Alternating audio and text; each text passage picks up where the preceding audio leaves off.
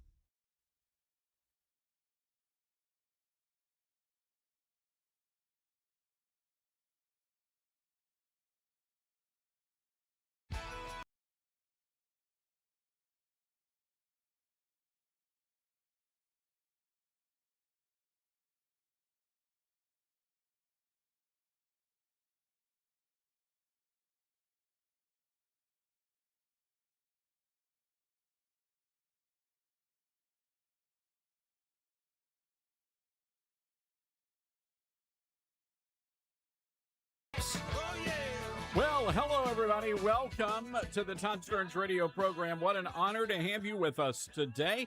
I want you to write down our telephone number. You will need this if you plan on calling into the show. 901-260-5926 is our telephone number. That's 901-260-5926. I am really anxious to dig into this Dr. Anthony Fauci story.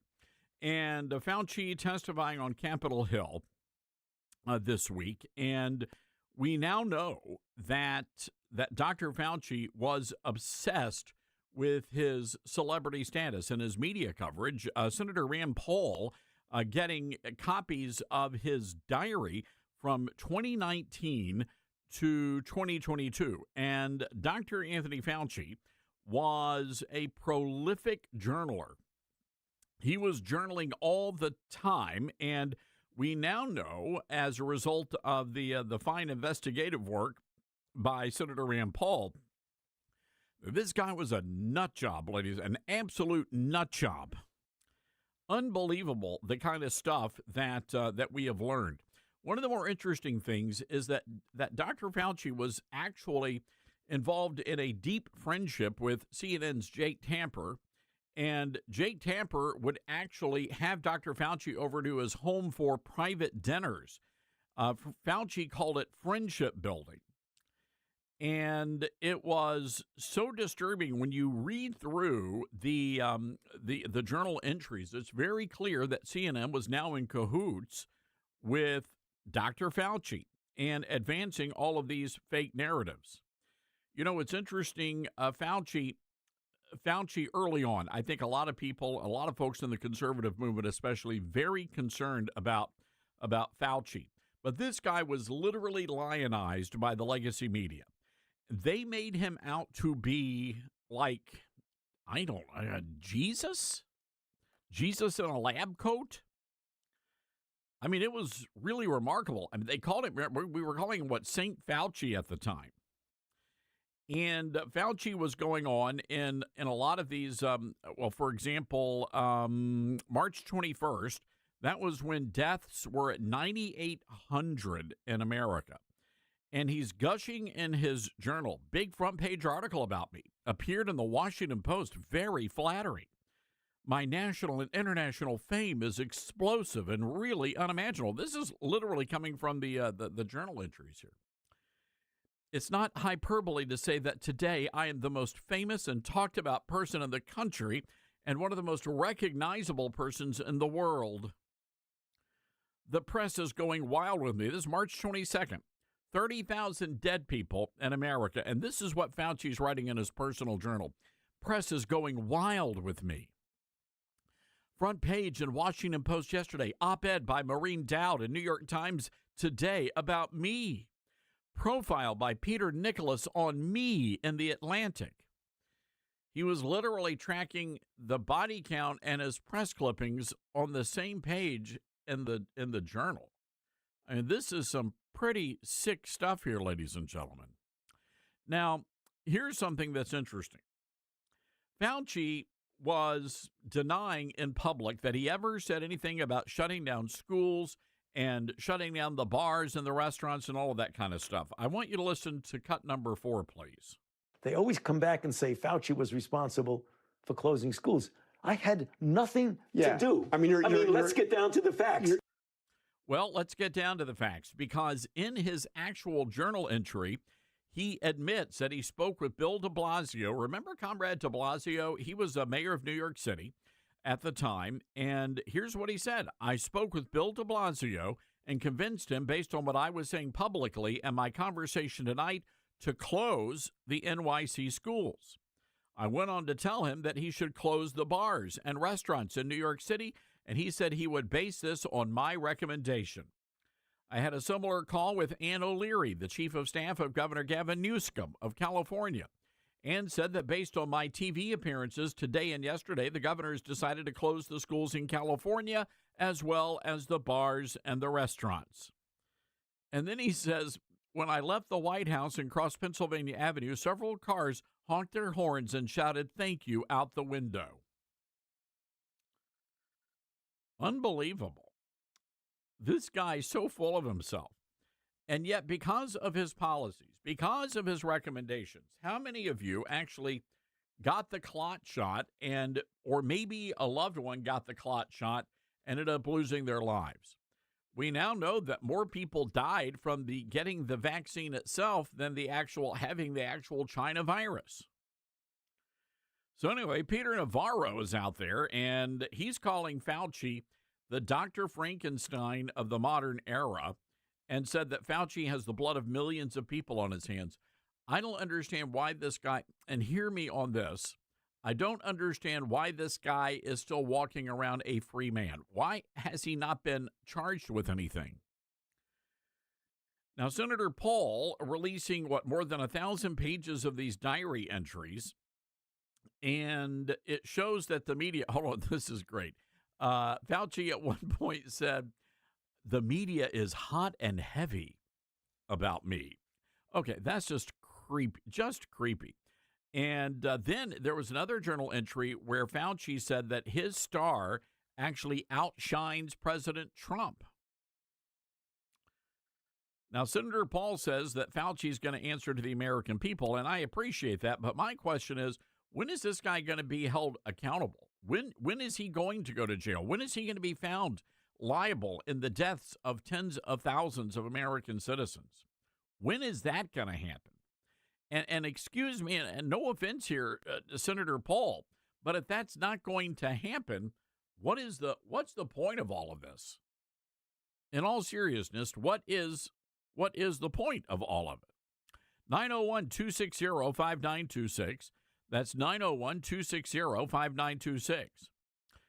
Based on everything we know, life in prison, I mean, the guy, is there an argument that could be made that he is responsible for the deaths of all of these people? I mean, this is crazy stuff. Dr. Fauci hid what he knew about the origins of COVID, and he was more focused on his celebrity and fame than he was actually on the science of how the virus actually started. This is very, very disturbing. And hopefully we'll get to the bottom of some of this today when Fauci testifies before the Senate. But this is very disturbing, ladies and gentlemen, because a lot of people died. A lot of you lost loved ones, grandmas, grandpas, moms, dads. Some of you lost children as a result of what Dr. Fauci was spewing every single day. And just think about this. When you look at the nature of kids in America today, they're saying one of the reasons why kids have just gone slap crazy is because the schools were shut down during the China virus. Remember that? A lot of kids couldn't even graduate high school. They had to, it was ridiculous. Americans, and again, this is, I love how this one person wrote about this. Her name is Carolyn Rocky on Twitter, on X. She said, while Americans buried their loved ones, Anthony Fauci was reading his own press clippings. She said, we know this because he wrote it all down. Unbelievable. Unbelievable. So Dr. Fauci is going to be testifying this week, and we've got to get to the bottom of it. But I'm just curious, for you, what is the acceptable end game for Anthony Fauci? What is the end game? Do you remember back in those times when families had to grieve through windows? Loved ones were in the hospital, and you were not allowed to go into the hospital to visit your loved one. Many grandmas and grandpas had to die alone. Some children had to die alone. Their parents were not even allowed in the hospital rooms to be with them. By the way, Janice Dean from over at Fox, and I was just waiting for all of this to come out because I was still at Fox when the China virus was happening. And I'm telling you that they really cracked down on Janice Dean. You know, Janice Dean suffered as a result of the China virus, her family, and lost loved ones as a direct result of the policies of Anthony Fauci and then the governor of New York, Andrew Cuomo. She lost her father-in-law and mother-in-law to the China virus. And that drove Janice Dean into an activist role, and Fox just became enraged over this. And at one point, she was ordered just to stop. They ordered her to shut up if she wanted to keep her job. That's Fox News for you, by the way. But anyway, it's unfortunate what's happened. I hope that Fauci is arrested and is charged with crimes against humanity. In my estimation, this man deserves the death penalty for what he did, for what he put this nation through. 901-260-5926. We're going to get into that today. Also, there is the president's, it's not a little upset. The president's very upset with John Thune. Very upset with John Thune. And he's demanding that Congress stay in session, that the Senate not recess for the summer, and he's demanding that that they pass the Save America Act. I don't think that's going to happen. I really don't. But there was something else that happened over the weekend, and the president sharing all of this, and this, for me, is even worse than the Save America Act and the lack of movement on the Save America Act. So it turns out that John Thune has not allowed the Senate to go into recess. All right? Now, this is an important thing. President Trump is pretty upset about this, and here's the reason why. I want to read to you what the president just, here's what the president said. John Thune should not allow the U.S. Senate to leave town until it passes the Save America Act, or far better still, terminates a filibuster, where Republicans can then quickly pass everything they ever dreamed of, including a full and deep-throated Save America Act, the budget, and the ever-looming debt ceiling disaster, 1929. The Democrats will do it on day one. Can't believe how lucky they got with the Senate leadership. And it's true. It's true. All of it is true. Now, I want to share these numbers with you, and these are important numbers. Recess appointments. So the Senate goes into recess, and that allows the president to make these recess appointments. President Reagan was allowed to make 240 recess appointments. President Bush, that's H.W. Bush, 77. President George W. Bush, 171. Guess how many recess appointments John Thune has allowed Donald Trump to make? 0. Not a one. Not a single one. What does that tell you about John Thune? I'm going to tell you what it says about John Thune. The man's a Democrat. That's what it tells me. This is unacceptable. So the question, and again, Senator Mike Lee and all these other folks are out there, and man, these are Twitter warriors. But when push comes to shove, these guys do diddly squat. Now, I want somebody to explain to me why John Thune is not making any recess appointment. Well, I'll tell you the reason why. The reason why, ladies and gentlemen, is because John Thune is a raging Democrat. He opposes President Trump and the entire Trump agenda, all of it. And John Thune is actively working to stop the president's agenda. That's what's going on here. The broader question, everybody's, we got to call John Thune's office. Forget that. You need to be calling your senator's office, and here's what you need to tell them. You need to tell these senators, these Republican senators, that if they don't get rid of John Thune, we're going to get rid of you. It's that simple. And that goes for Ted Cruz, Mike Lee, Langford, the whole lot of them. If you are not going to take care of your problem in the Senate with your leadership, you got to go too. And I'll just throw this out there. This is just infuriating when it comes to John Thune. I'm just wondering if we need to make a statement in South Dakota, which is where John Thune is from, and we just tell we campaign against every single Republican in South Dakota. I mean, is South Dakota expendable?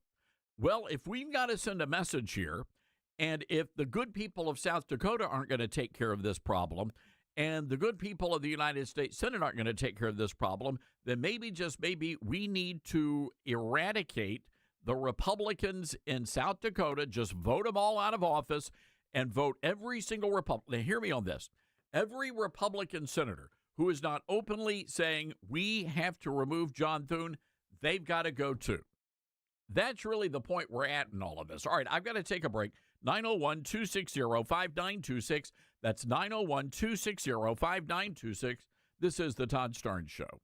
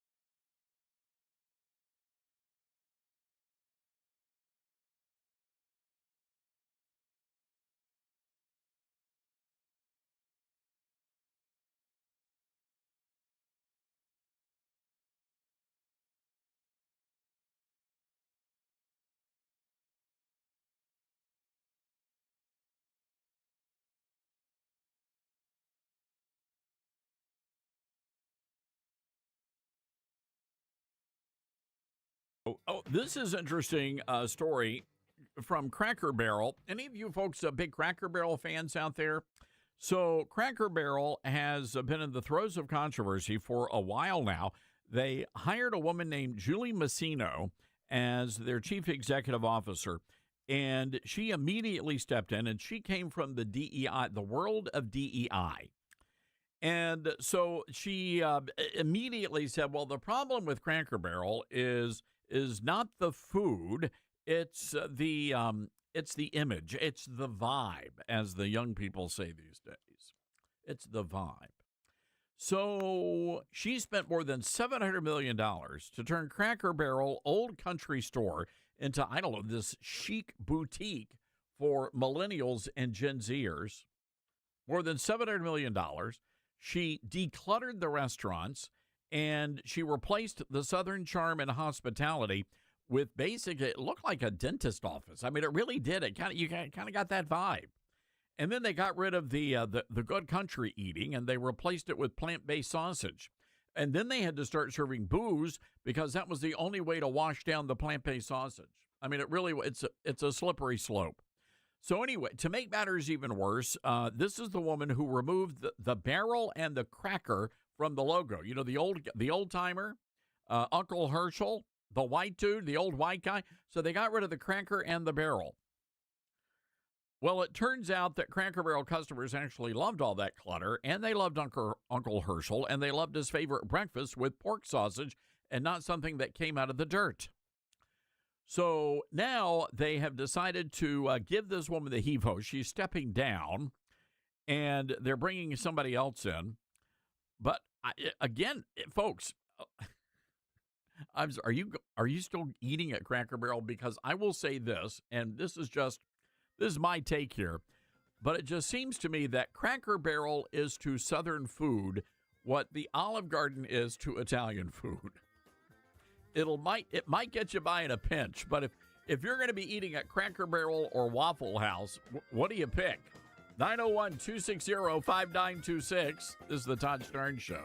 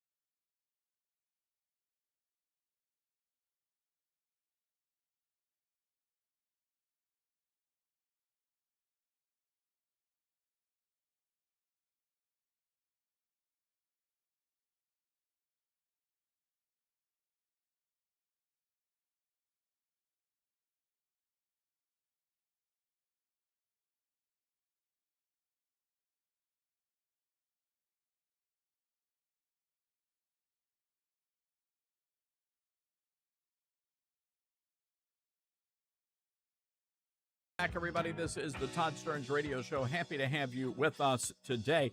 I want to go back to this Cracker Barrel thing for just a moment. And again, the big story, this is the lead story on Fox News Channel, is that the chief executive officer at Cracker Barrel has now been given, well, the heave-ho. They're saying she's stepping aside, but yeah, you can kind of figure all of that out.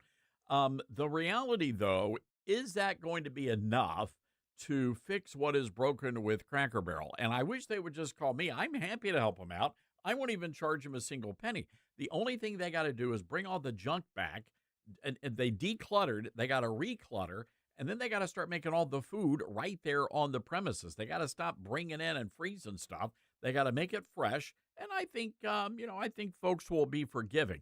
I want to go to the Patriot Mobile Newsmaker line. Luke Ball joins us. He is president and CEO of Compass Strategies. And Luke, I know you're a good Southern guy. And I was trying to explain to the great listeners that that Cracker Barrel is to Southern food what the Olive Garden might be to Italian food. Is that a pretty good way to describe it? To me, Cracker Barrel was like the premier location to go to when you had celebrated something. We got dressed up for it. You didn't break out cologne unless you were going to Cracker Barrel. And when I told my wife that I considered Cracker Barrel fancy dining, she almost didn't go on a first date with me. So I had to expand my repertoire a little bit. But yes, this is the one location that we would go to growing up that was like, we're going out to eat. And we didn't have to say where we were going. It was Cracker Barrel. But I feel like it has been on the decline a little bit. So maybe we can get back to cooking on location like you're talking about and not having to ship things in from wherever it's coming from. You know, I predicted this many, many years ago when they first started serving the plant-based sausage.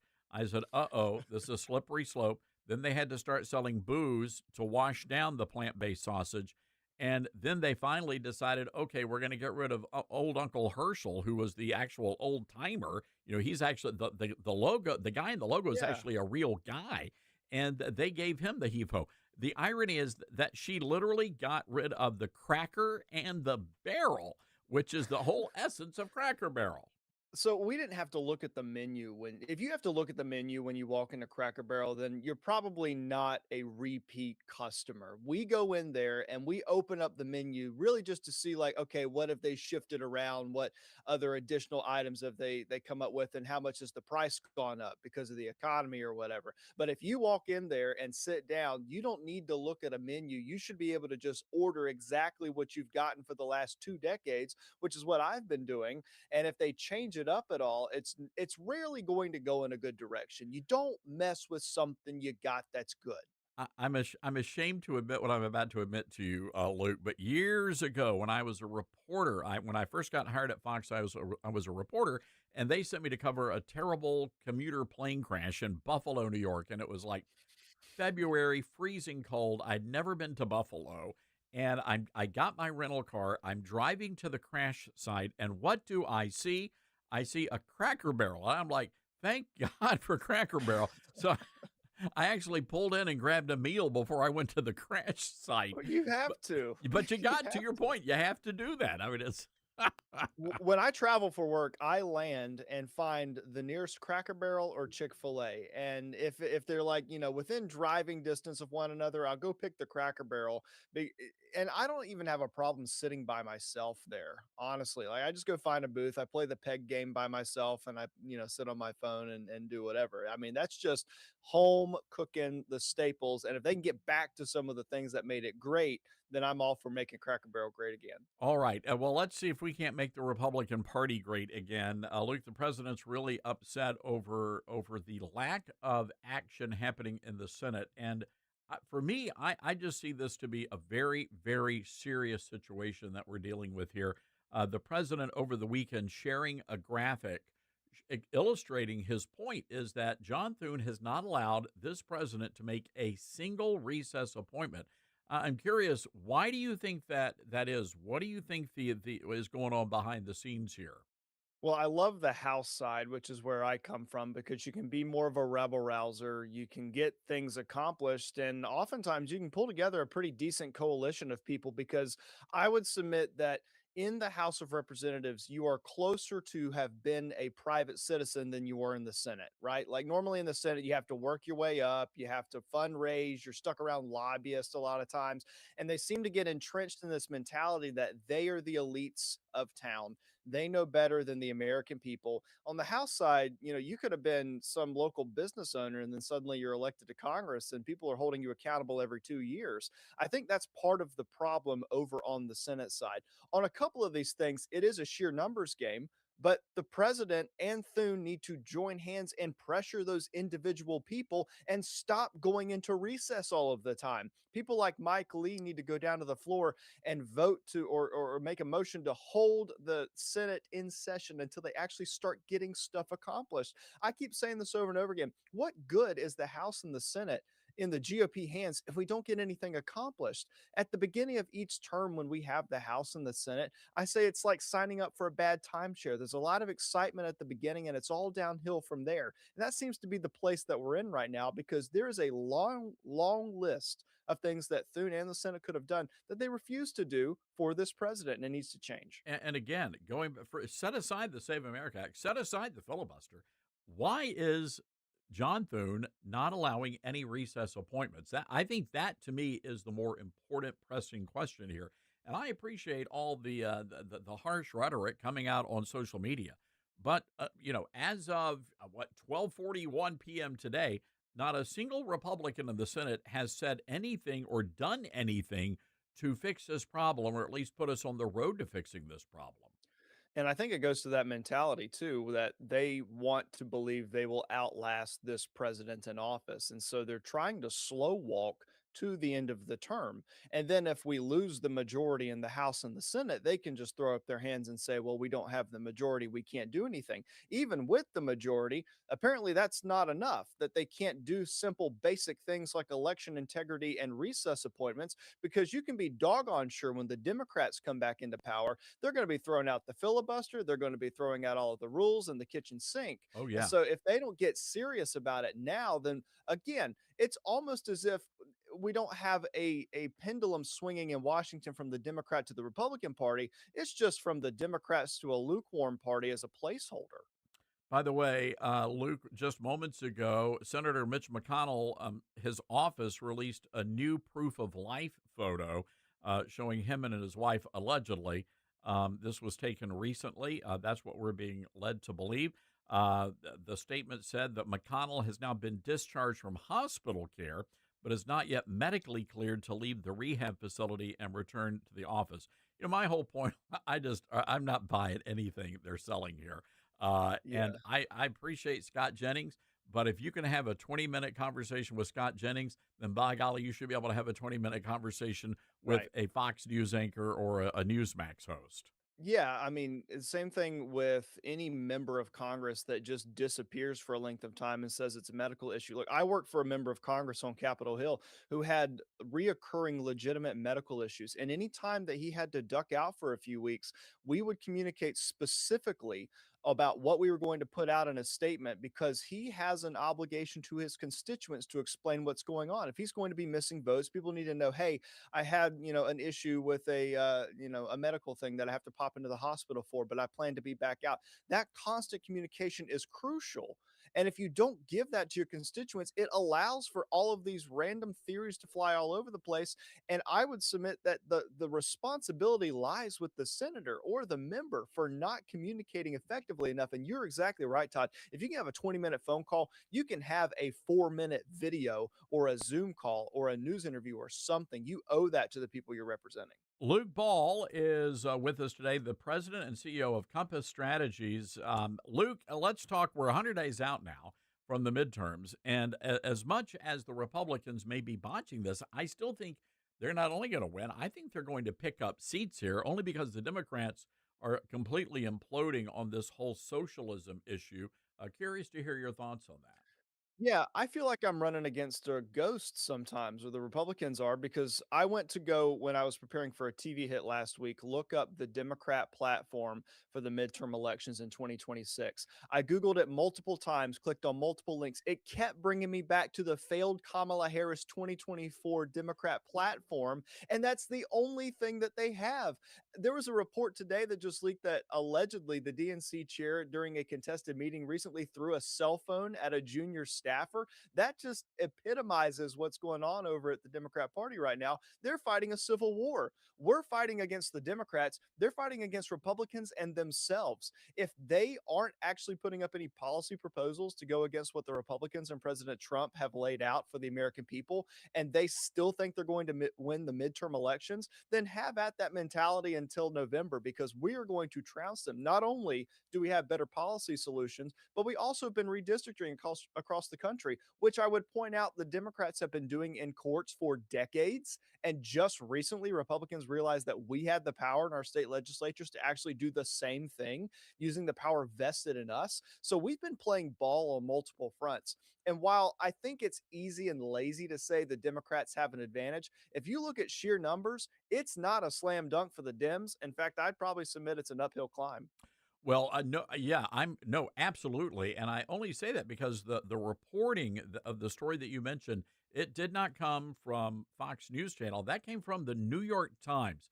They were quoting six Democrat sources. I'm sorry, five sources that said Ken Martin, the DNC chair, threw that phone. But for me, the bigger story here, and you know this, it's all about money when it comes to politics. The Democrats are literally in debt right now. They've got no money. They've got no money. Meanwhile, you've got the Republicans out there, and I'll give you, here are the actual numbers. They had $16.3 million in cash on hand, $18.5 million in debt in June, right? The Republicans have $128.5 million in cash and no debt. Luke, what does that tell you? It tells you that even the donors in the DNC don't trust them enough after the failed 2024 election to give even the smallest amount for them to climb out of their own debt.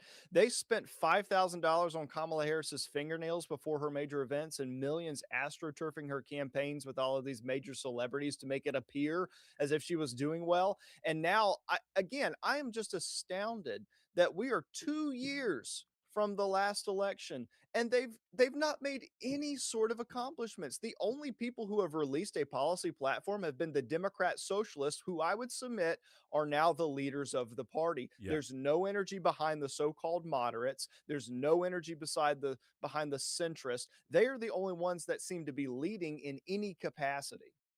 Luke, we're going to leave it there, my friend. LukeBall.org.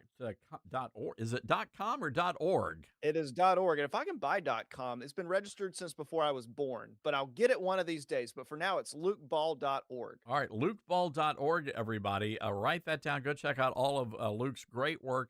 President, Chief Executive Officer of Compass Strategies. Luke, good seeing you, my friend. Thanks, brother. Take care, Tom. All right, there you go. No, I'm feeling pretty good, and on a number of levels when it comes to the midterm elections.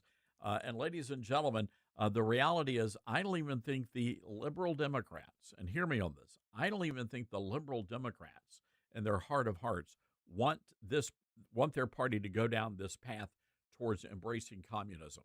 I just simply cannot believe that. The other good thing here is that young people typically are not going out and voting. So these young woke liberals are not the voting type. Young conservatives, they're out there in droves voting. So I'm feeling pretty good about our chances in the midterms. I think not only do we maintain control of the House and the Senate, but we also gain some ground as well. All right, we're going to take a quick break. We've got Edward in Georgia on hold. Phone lines are open, by the way. 901-260-5926, our number. This is the Todd Stern Show.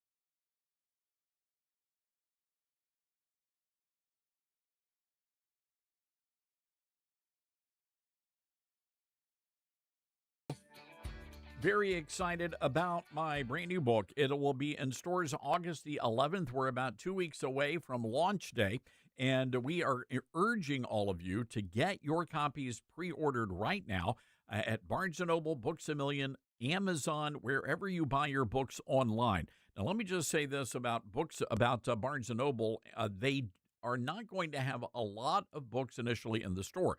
So that's why you need to go ahead and pre-order now. Otherwise, you could show up on August 11th and not have copies of the books that could already be sold out. So we want to make sure that you have access to the golden age, How Trump Saved America, and you can do that by going to your favorite bookstore online right now and pre-ordering a copy. And if you do, between now and August 11th, we're going to send you, on launch day, we will send you an unpublished chapter from the book. So just our way of saying thank you for pre-ordering. We'll be sending you an unpublished version. You say, Todd, how do I get the unpublished version? Very simple. All you have to do is give us a call. We'll get your info, your contact info, and we'll send it directly to you. Our telephone number, 901-260-5926. Again, 901-260-5926. Let's go to Edward in Georgia, wants to weigh in on Dr. Fauci. Hi, Edward. What's on your mind today? Yes, I drive a truck, and mention one thing about my mother first. She got 2 of the Pfizer shots. I did not get any of the shots. The last vaccine I had was flu vaccine back in 2002, 24 years ago. Last vaccine of any type I got. I don't get any more. I think they probably made me autistic. The vaccines I got probably have made me autistic. They've been diagnosed. But my mother got, against my advice, she got 2 of the Pfizer vaccines, and she's dead now. She died of pancreatic cancer. She got 2 of the 2 of the Pfizer. Now she's dead of pancreatic. She died of pancreatic cancer since then. And as far as Dr. Fauci is concerned, I've read screenshots, seen on the internet, screenshots of emails that Dr. Fauci has sent to people. They'll ask him a question, and he'll give like a 1-word answer or a 2 or 3-word answer. Seldom, the screenshots I've seen of his emails to people, like when I ask him something, he's communicating with people via email. 1 or 2 or 3 words, maybe answer, maybe half a dozen, 7 or 8 words at most. But yet you're saying that in this journal of Dr. Fauci, journal, diary, whatever it is, where he's writing personally, where he knows nobody's going to see it. He's assumed it's going to be he's assumed his journal or diary, whatever it's called. He assumes that's going to remain personal and private. Nobody's going to see it. He's very flowery, writes out a lot of linguistically elegant, writes out a whole lot of stuff in his personal diary. But yet in his emails to people, it's just 1 or 2 or maybe half a dozen, 7 or 8 words at most. He's very short and very to the point and very abrupt in his emails. So what's your point here, Edward? Yeah, let's get to the point here. We've only got about 30 seconds. Yeah, great. I could tell then that in my just a hunch right there. My hunch right then was he was trying to hide something. And the reading his emails, like screenshots I've seen on the internet about his emails to me when he's talking with people. He's very, very, very abrupt and to the point. Just a few word answers.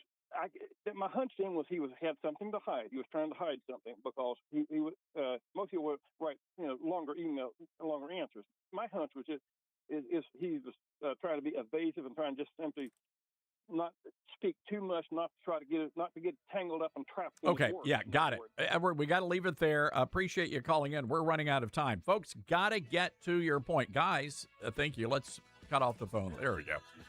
Got to leave it there. Hang tight, everybody. This is the Todd Stern Show.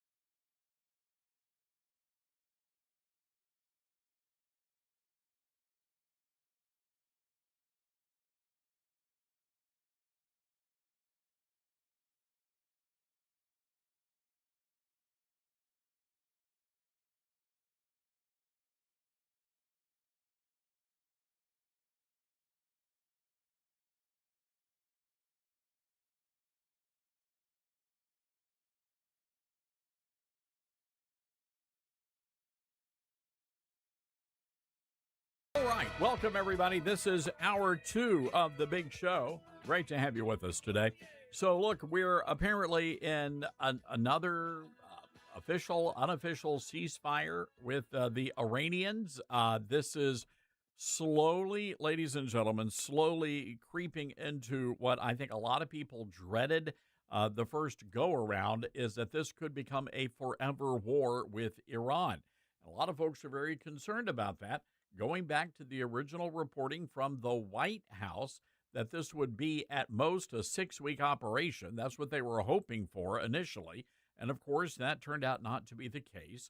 We were also told in April that Iran's entire ballistic missile and drone program had been completely destroyed. We, of course, now know that not to be the case. So the question is, how long does this go on, and what exactly is the end game here? Well, here to help us figure all of that out is one of the smartest guys I know, Colonel Rob Maness from the U.S. Air Force, a great veteran, a great American patriot. Rob, good to have you with us today.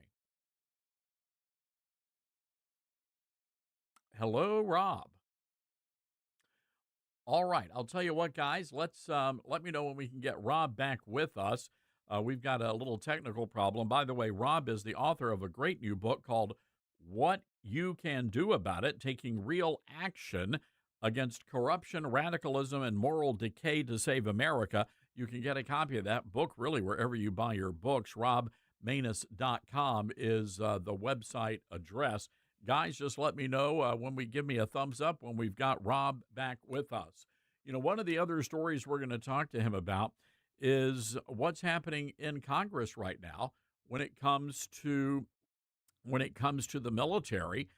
4 House Republicans decided to choose political theater and identity ideology over basic fundamentals of what it means to be in the military. On July 21st, these 4 Republicans joined every Democrat to defeat Congresswoman Lauren Boebert's amendment. So again, with this all ties into the National Defense Authorization Act that would have codified the president's January 2025 executive order. And I figure what better place to start than right there. I believe we've got Colonel Maness back with us. Colonel, good to have you. Hey, it's good to be with you, Todd. Thanks for having me. So I'm reading this piece here that you wrote in the Daily Caller, and again we called out these 4 Republicans. It's beyond me why they are, as you pointed out, betraying military readiness. Yeah, it's puzzling, Todd. I don't get it, and I think the average Republican voter doesn't get it from these particular guys. This issue is for folks that have done this as a profession, war as a profession, is purely about readiness. When you're talking about transgender and gender dysphoria, you're talking about individuals that are required to be on medications for a lifetime. They are mentally unstable. It's a proven fact that suicide rates are through the roof in this cohort, whether they've been so-called treated or not, either chemically or through surgery or both. They're mentally unstable and their suicide rates are extremely high, no matter what. That directly impacts readiness. Look, we don't let people that are overweight continue to serve in the United States military. We don't deploy them. We call them not capable of worldwide deployment unless they get down and meet their weight and they're physically fit.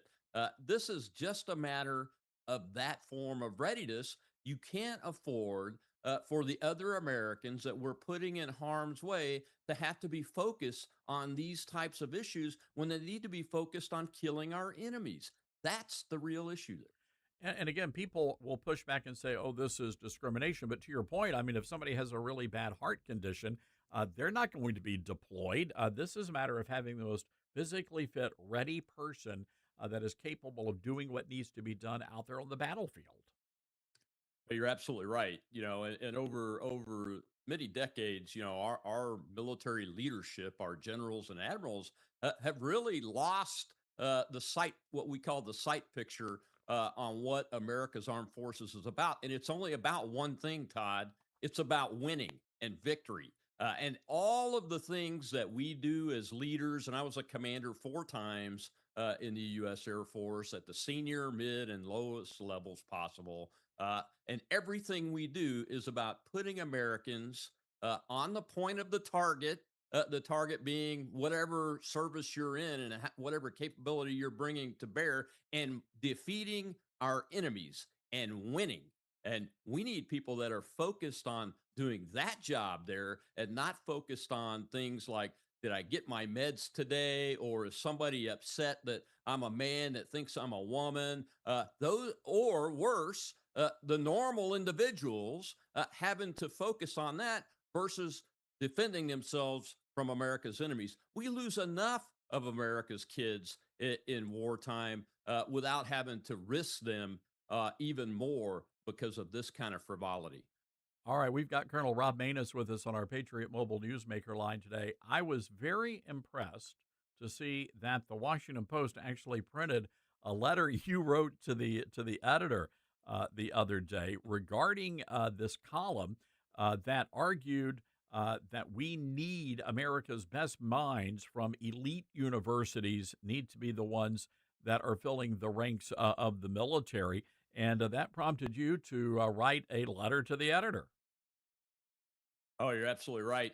And the real crux of my problem with that article is the individual who was published was an active duty Army brigadier general that happened to be a Harvard graduate. He graduated, I think, from undergraduate in 1995. I actually graduated from the Harvard Kennedy School in 1995 with a master's degree. So we were there at the same time for at least a year and had overlap. But what this active duty general was doing is counter signaling the Secretary of War, Pete Hegseth's policy. And his policy has been since last year, and the president of the United States issued orders to remove all diversity, equity, and inclusion, and woke and harmful ideologies like the Marxism underpinning DEI and woke from the United States military. And the secretary's team saw that schools like Harvard University were not only all in on DEI and woke and harmful ideologies, they put policies in place and had professors there preaching against America and preaching against America's foreign policy, preaching against the current commander in chief, and exposing our folks to needless indoctrination where they're supposed to be there to learn a different way of thinking than what they might have been exposed to in the professional military education programs, than their training before that. And what they're getting is an attempt to indoctrinate them in essentially Marxism. And the president or the secretary decided that he was going to remove our national security fellowships from there, which are war college level officers, and choose other schools that weren't doing that. And Harvard, unfortunately, refused to back down. So he removed our national security fellowship from there. And this general is counter signaling that policy by cloaking it in, hey, we have to have our best and our brightest. And that is true. Look, I went to the chapel at Harvard University right there in the yard many times. And the walls of that chapel are lined with Medal of Honor winners and graduates who have died in America's wars all over that chapel. But that doesn't exist anymore. Those types of graduates don't exist anymore. We have people graduating that don't believe that everybody should have the opportunity to serve equally, regardless of what they look like or their personal choices are coming out of that school. I want to jump in here, Colonel, real quick, and I'm pleading ignorance here. I'm wondering, did the general, are you allowed in the military just to write something like this, send it off and have it published in a newspaper? Does that have to go up the chain of command, whether you're, a private or a general? No, it doesn't have to go up the chain of command. And there's a big debate both in and out of the services right now, Todd. One of the positions that I have is that the generals and admirals over the more than 2 decades of failed warfare in Afghanistan and Iraq should have been privately throwing their stars on the table and saying, hey, if you don't stop this crazy trying to create a democracy in our own image in the Middle East, where we know it's going to fail. We saw it fail in Vietnam and all over the place. Then I'm going to quit and I'm going to publicly say it.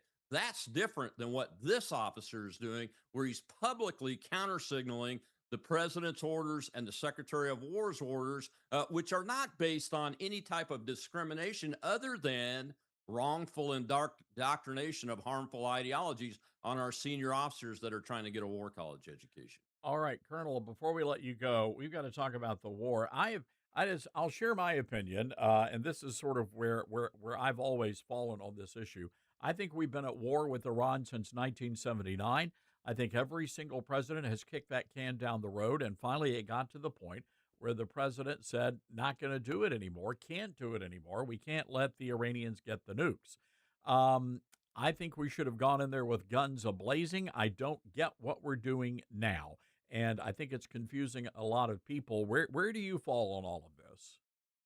Look, I first put the uniform on in 1979 on active duty, and Iranians were trying to kill me at that point when I was 17 years old. So I believe, like you do, Todd, that the Iranians chose to be at war with the United States and our allies long ago. This president, I support him. I support his efforts to end the endless war policies, like I just talked about the failure in Afghanistan, which was a major strategic failure.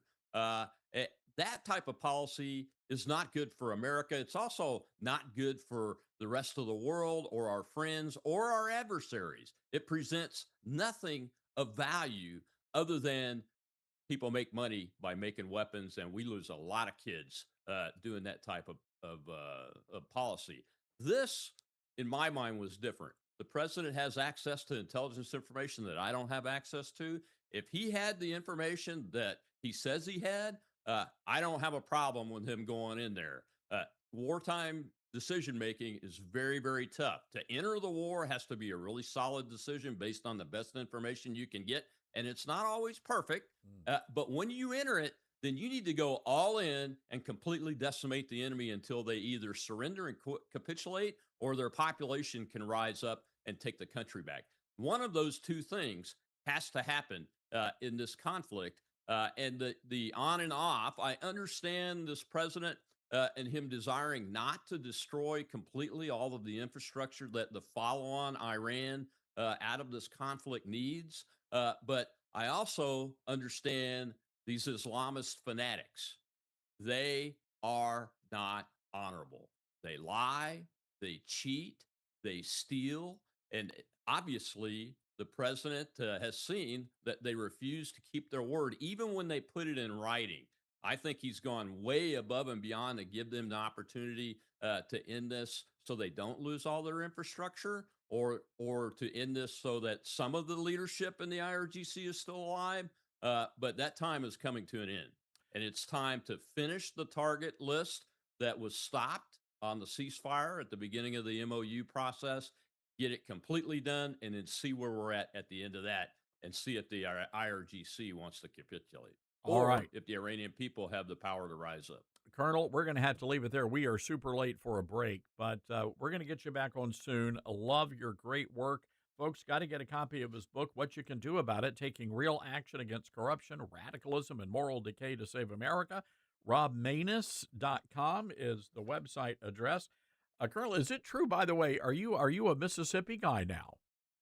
I am a Mississippi. I'm in Gulfport, Mississippi. I can see the port of Gulfport from my front porch. Well, we have a lot of great listeners of our great radio affiliate down in Pascagoula, Mississippi, so we're big fans of the Gulf of America.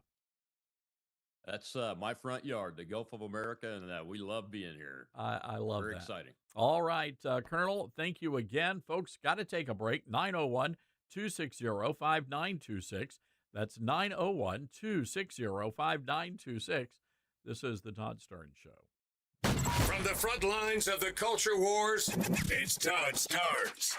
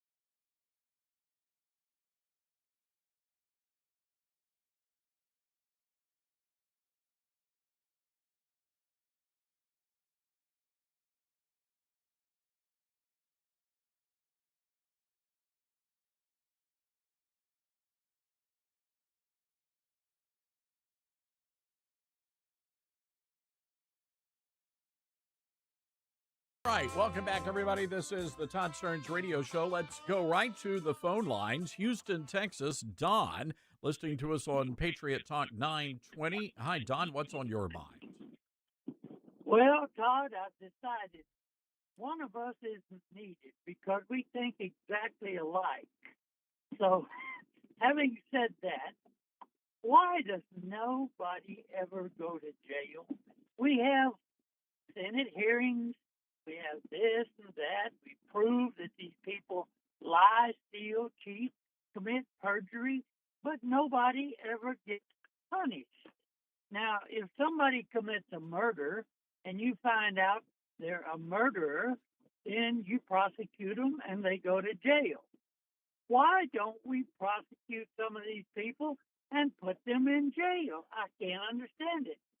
Yeah, Don, it's a great question, and the answer is very simple. We have a lot of cowardice on Capitol Hill. A lot of these lawmakers on both sides of the aisle would prefer to, it's a grandstand in front of the cameras, and they give great speeches and they have great hearings, but nothing ever comes of it. And I personally am done with these people. They're all in this to grift. If people were truly interested in getting to the bottom of great scandals like what Dr. Fauci did to the nation, then this would have already been resolved. The fact that we're still holding hearings and all of the diary journal entries and all that are leaking, it's shocking stuff. But the reality is he should have already been in jail. This should have already been over and done with. And the reality is there are some very powerful lobbies, and Big Pharma is one of the most. I mean, we are the most medicated nation on the face of the earth. They see the American people, and they see us as addicted to drugs. And it doesn't matter. I'm not talking about cocaine in America. I'm talking about the over-the-counter stuff. And that's ultimately why I suspect they've given Fauci a pass here. Don, got to run, but thank you for that call. 901-260-5926, our telephone number. I mean, I wish that wasn't the case, but it is. And those of you expecting the Republicans to actually do something about this or the Justice Department, I got news for you. Not going to happen. It's not going to happen. I don't want you to get your, look, I know I'm not discouraging people. I just don't want you to get your hopes up. By the way, millions of Americans now agree with President Trump, and they're making the switch to Newsmax. They're watching great shows, Carl Higbie, Rob Schmidt, Fennerty. If you're tired of big media, got to start watching Newsmax, free to start. Go to NewsmaxPlus.com for immediate access. That's NewsmaxPlus.com. You're going to get all of the president's most important events live. He's speaking of Michigan today, for example. You're going to be able to watch that on Newsmax. You're going to get great documentaries. I want you to try it for free. Go to NewsmaxPlus.com. That's NewsmaxPlus.com. Download the app. Easy, super easy to make the switch to Newsmax Plus today. All right, hang tight, everybody. Got to take a quick break here. This is the Todd Stearns Show.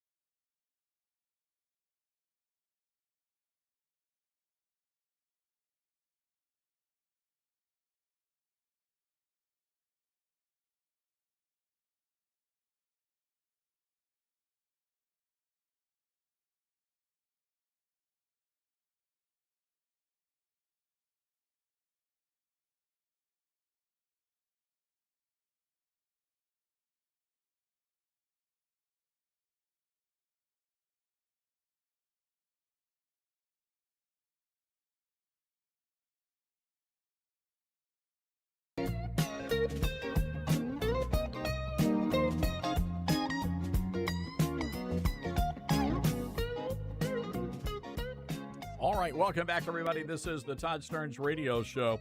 So something interesting happened on Fox News Channel over the weekend. My good friend Shannon Bream had the co-chair of the Democratic Socialist of America. And I want you to take a listen to this audio. Absolutely insane, the answers here. Take a listen. Cut 3. Of your platform, and I want to ask you, just give me sort of a true or false on these. Abolish the Senate. True. Okay. Replace the presidency and Supreme Court as we now know them. Yep. Abolish ICE. Absolutely. Abolish borders and give amnesty to anyone currently in the U.S. illegally. As a long-term plan, yep. Defund the Pentagon. Absolutely. Abolish prisons, at least in large part. Yeah, again, that as part of a long-term program, yeah. Okay, so no prisons. Government or public ownership of most large corporations. Yeah, absolutely. Okay, so then let's go back through some of those then. Abolish the Senate. There are people who are in the Senate now who are very supportive of DSA. They lose their seats? Well, the Senate is an anachronistic institution. All right, there you go. Let's go right away to our Patriot Mobile Newsmaker line and say hello to my good friend Angie Wong, who is a Miami Republican committee woman. Angie, good to have you with us here. So look, the socialists, they want to abolish the Senate. They want to open our borders. Yeah. Hey, Todd. So nice to see you again. Yeah, I mean, this is nothing new. This is clearly their agenda and their platform for about 2 decades now. So, for her to reaffirm it so openly just tells me that they are so confident that they are winning seats left and right all over the place, that they're just going to push through their agenda because now supposedly the voters are for this.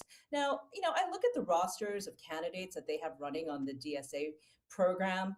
None of them have actually held real jobs or kind of based their policies on reality or things other than that they're really good marketers. Right, Todd? They're great at social media. They're great at the algorithms. They're great at pushing out these dream things that can never, ever happen because guess what? They don't have the money for it, but they somehow magically think money grows on trees. So they're going to push all these things like, oh, yeah, we don't need protection. We don't need a government. We just need free housing, free food, and free vacations. And you get to pay for it. So, I don't understand how a bunch of dreamers that are not based in reality can actually get into elected office. I'm still scratching my head. Angie, it's really shocking, and I think that the Democrats are really concerned about the direction of their party. At least some of the mainline liberals. There was that New York Times piece that came out the other day, citing at least 5 unnamed sources talking about the chaos that's happening inside the Democrat Party. And as crazy as things are on the Republican side of the ledger, I still think that we are going to win and pick up seats, Angie, based solely on the fact that the Democrat Party has come completely unglued here. What say you? Yeah, no, and you know what? The math is for Republicans this round, as long Yeah. as we don't mess it up. And we are always messing it up ourselves, right? So, but the math is really there to support us holding the House and hopefully the Senate as well. And I think that what we're watching right now happening with the Democrats, I mean, I have my popcorn out every single day, plantain chips because I'm in Miami, but it is fun to watch the division happening amongst the Democratic Party. We just heard today that the DNC, they're in so much trouble financially that they're trying to put up their headquarters in Washington, D.C. to take out a $15 million loan. I mean, that's how much they're in trouble because guess what? Donors are not buying it anymore. And the DSA fraction, the very, very kind of far left on this, they're holding on to their own cash. We've learned that AOC and Bernie Sanders, they have a war chest of the last time I checked, at least $90 million. They're not handing that over to the DNC. They're keeping it tax and all to themselves. So all of this tells me that, the DNC, they're in a lot of trouble. They don't know how to support candidates. And maybe that's the whole point. It's because they want to defund the DNC. It's interesting, Angie. We're getting a front row view of all of this playing out in my hometown of Memphis, Tennessee, where the newly redistricted 9th congressional district breaks up Memphis into 3 separate districts, which theoretically should all be Republican districts now. but the radicals are staging really an uprising. There's a guy by the name of Justin Pearson who's sort of become the darling of AOC. She was here campaigning just about a week or so ago. Ayanna Pressley and Summer Reed, a lot of these radical progressives are here in Memphis. And I was really surprised by the turnout. They had over 1,000 people turning out for this rally. And I'm wondering if the Democrats, at least the Nancy Pelosi's and the Chuck Schumers, and really even the Hakeem Jeffries, if they just, quite frankly, lost control of their party. Yeah, but we've seen this all along, right? Nancy Pelosi and Chuck Schumer, about 10 years ago, gave the keys over to AOC, et cetera, for them to run these volunteer programs for the DNC, et cetera, so much so that they stole all the voter rolls. They stole the entire mechanism of how the Democratic Party was actually running. And now they're running away with all that information and building up their own separate party called the DSA. Now, is the ninth congressional district in Tennessee, is that Andy Ogles? No, that would be the fifth, and he's got Oh, this would be Brent Taylor, who just got Trump's endorsement. Taylor, good. a state senator, and he's solid. He's got the endorsement of about everybody up on Capitol Hill. I think the challenge is going to be Andy Ogles, who looks very, very weak right now, and he's facing some pretty stiff primary opposition from within his own party. Yeah, and that's really unfortunate because Andy Ogles is such a solid guy and he's such a great conservative. I'm really sad to hear that his district's been split up all over the place. And also, he's got the green billionaires after him. He's Right. got he's got, a billionaires pack that's running ads against him. So I think Andy Ogles, I hope he's not in too much danger. I know that, he has certainly been there throughout his last few terms in Congress, and he's been doing such a great job, especially with all the budgetary stuff and the cybersecurity stuff that he's been doing. So I hope he remains, fingers crossed. I certainly will be supporting him, but from afar because I can't vote in your state. But he's a good guy. So I really do hope that he makes it through. I think the challenge for a state like Tennessee, and when you you look at Tennessee, we're all red, supermajority Republicans in the legislature. But the reality is, I think the more moderate side of the party actually controls the apparatus across the state. So we're watching in Tennessee, for example, these uprisings among the Republicans for the governor for a governor's race. You've got Marsha Blackburn, the senator, Congressman John Rose, and then State Representative Monty Fritz, who happens to be the darling of the America First MAGA movement. So it's all fascinating to watch. But at the end of the day, Angie, my philosophy is, as long as you got an R behind your name, you got my vote. Yeah, and it's so brazen of the AOCs to come into your state and think that she can jump on a stage and win some votes. I mean, this is where we started. They started off, remember, just years ago, they started off with school board seats. Then they became assembly members and kind of like House seats, but in the state. And now they're graduating to the mayors and the governors, and now they think they can take over Congress. This is what happens when it went unchecked. And that's really Chuck Schumer and Nancy Pelosi not putting the brakes on it early on, so much so that even sitting members of Congress, US Congress, on the Democratic side, they're fighting against this. They don't want to see their party fall to socialism. They can't even win that way. And so I think this is going to be the most interesting midterms I've ever seen. Angie, I'm curious about your take on what's happening in the Senate. My concern now, I don't think the Save America Act has a chance. I don't. I think that's dead in the water. But the thing that really concerns me is that John Thune has not allowed the Senate to go into recess, and President Trump becomes the first president in modern political history to never be allowed to make a recess appointment. Why do you think that is? What's going on there?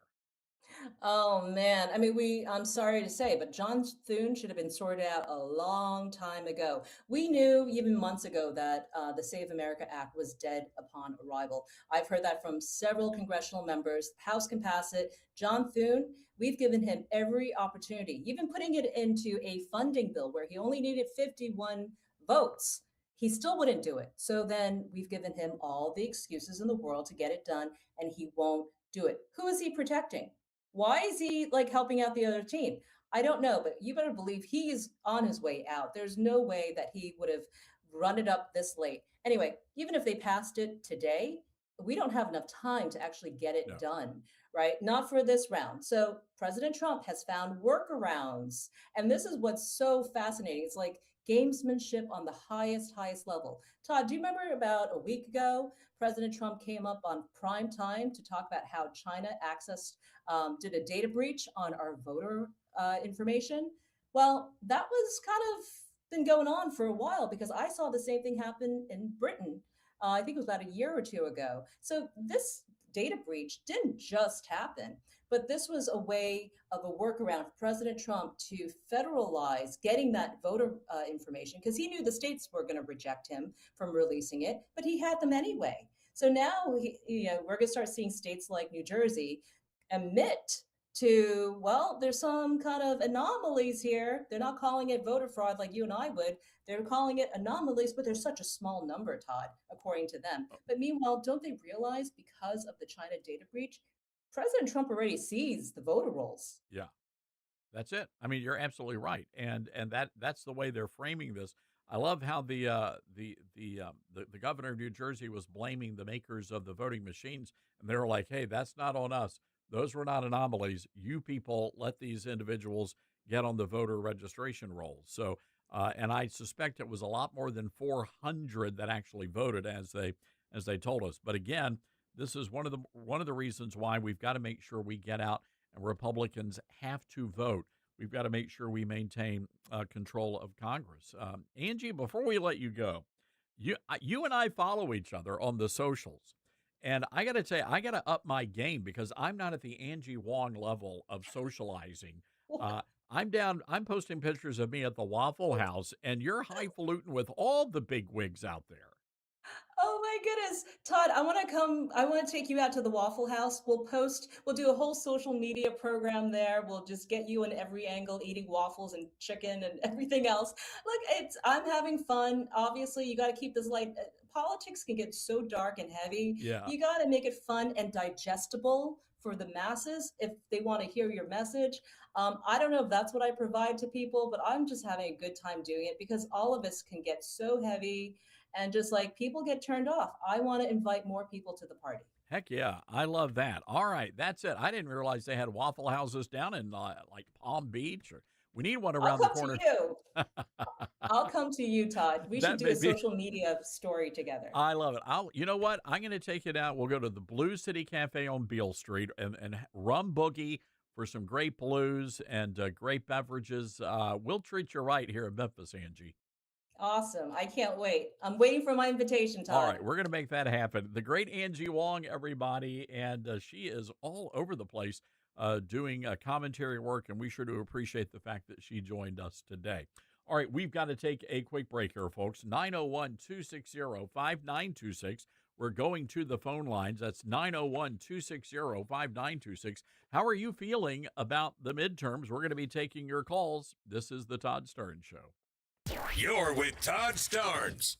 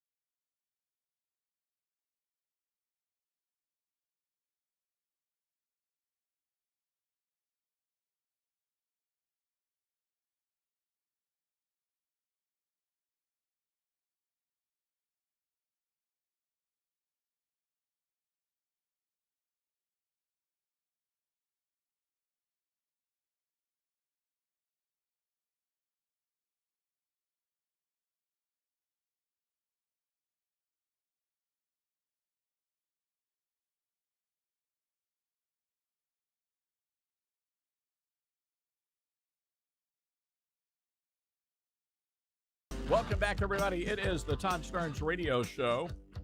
Let's go to the phone lines. Bob, Houston, Texas, Patriot Talk 920. Hey, Bob, what's on your mind today? Hey, it's all good down here in Texas. I just wanted to mention that a part of the problem with these Democrats, social Democrats, being so overconfident, thinking that they're going to have a blue wave this year in the elections, is because of one thing. They know Thune's going to hold up the SAVE Act. That's not going to happen in time for the elections.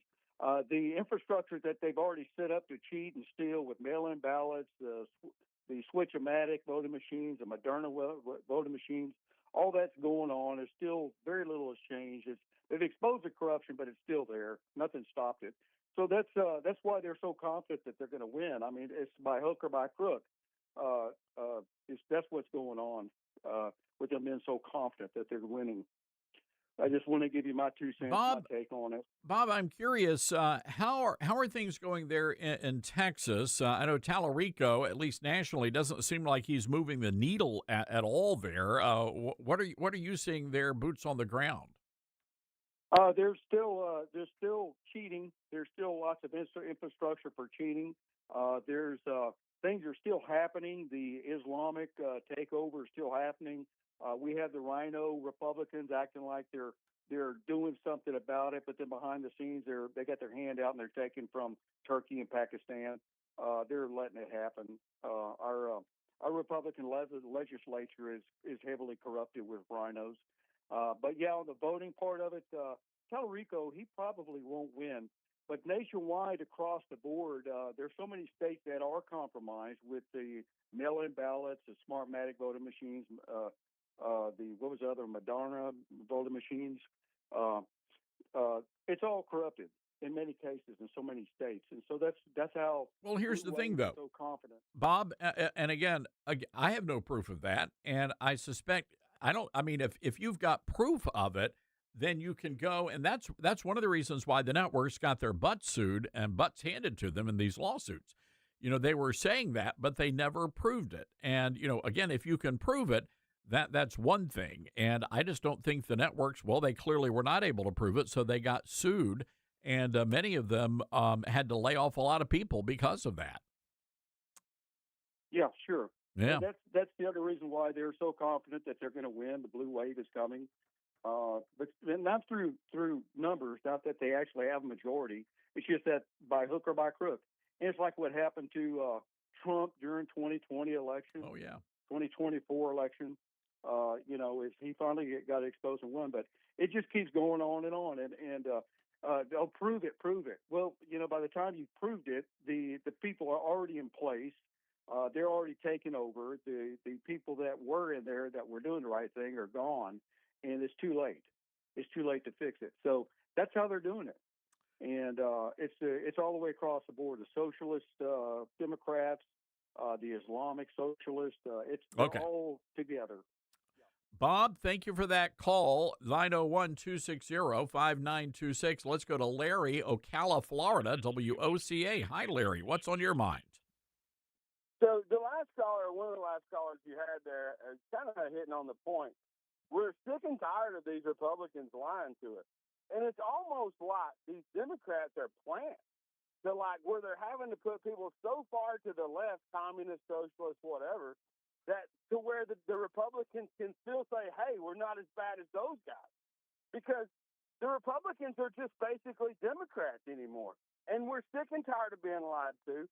And I'm 50 years old, and I will vote full ticket Democrat this time to fire you lying pedophile protecting the Republicans. Does that hold water with you, brother? So you're going to vote for the Democrats? Well, the logic that was used by Trump was if we'll pay these high gas prices just for a little while, the pain will be worth the benefit in the long run of getting rid of Iran with a nuclear weapon. Well, I think the same logic is true. If we teach these Republicans that they don't have our vote lockstep the same way the Democrat has the black vote, then does nothing for them. If we teach them that you don't have our vote anymore, the pain might be worth the benefit in the long run to where we would get some people that understand you don't have the white male vote just because. All right, Larry, I got to leave it there, my friend. We're running out of time, but I'll address what you just said on the other side of this break. Stick around, everybody.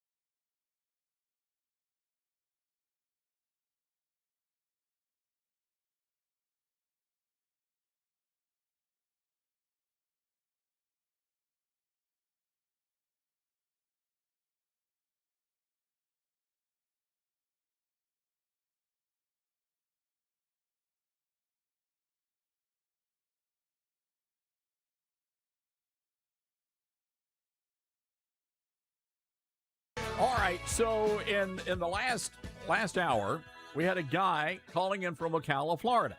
His name is Larry.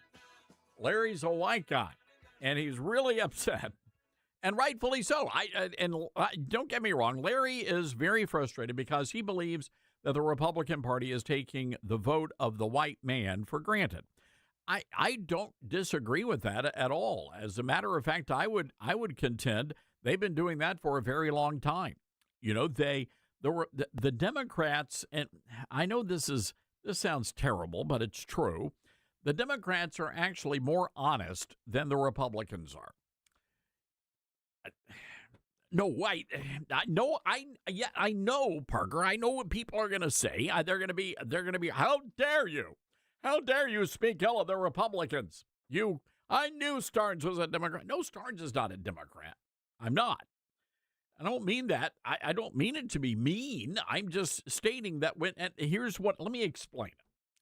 So when the Democrats run for office, they're going to tell you exactly what they're going to. I mean, this Democrat socialist chick, I mean, she's slapped crazy out of her mind nuts, but at least she's out there. She's honest.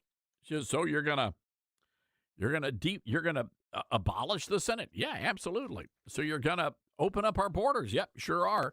And you know what? Then when they get elected, they do everything they promise they're going to do. The Democrats never and they deliver. They deliver on the promises every single time.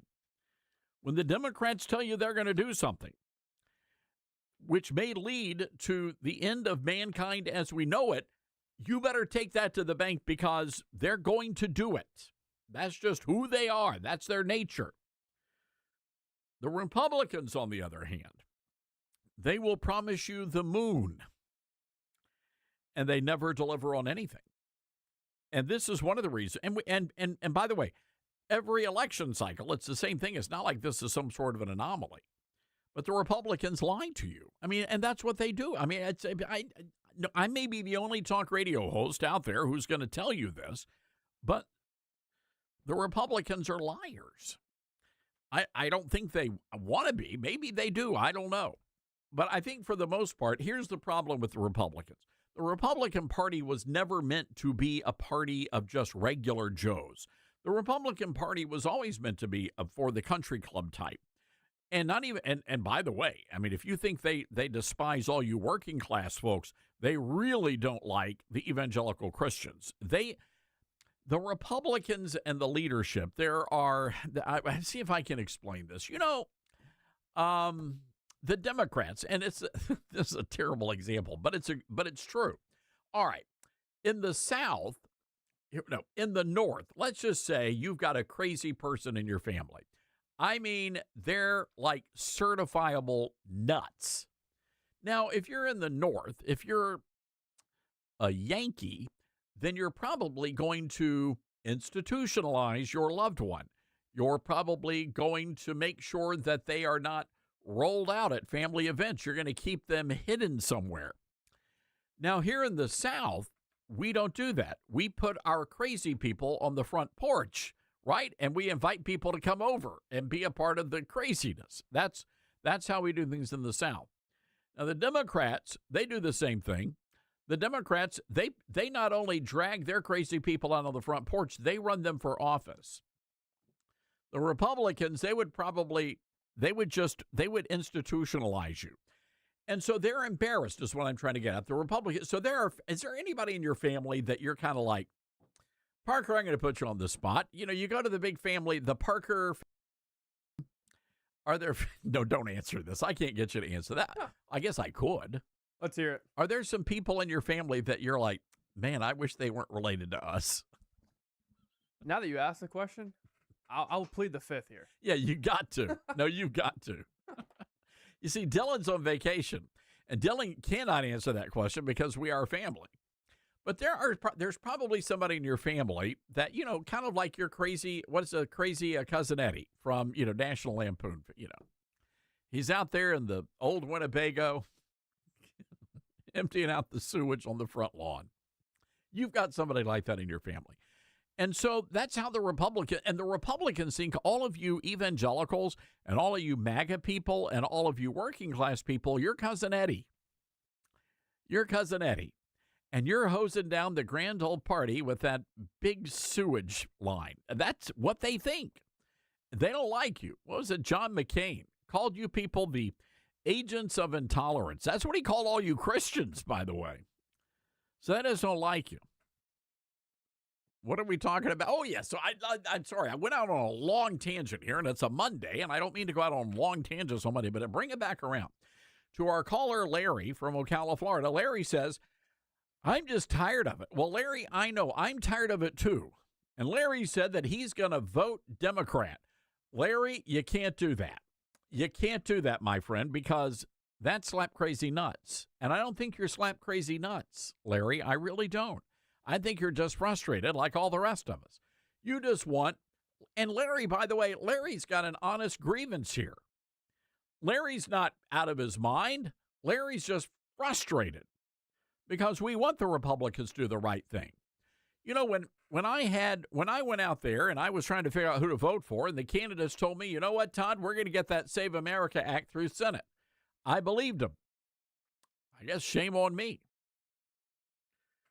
When they said they were going to codify, when Congress said they're going to codify all of the president's agenda, I believed them.